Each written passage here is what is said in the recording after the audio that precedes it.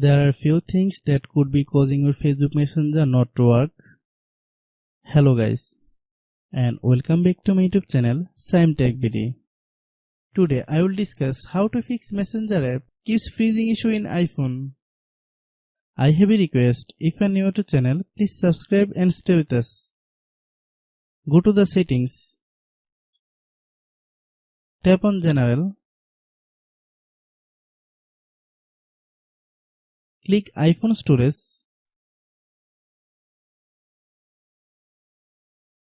Find Messenger. Click Messenger. Then click Offload app.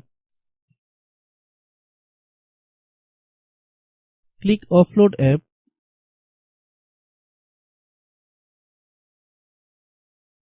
Then click Reinstall app.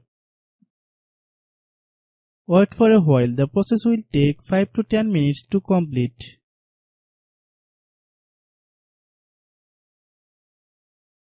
Then open the App Store.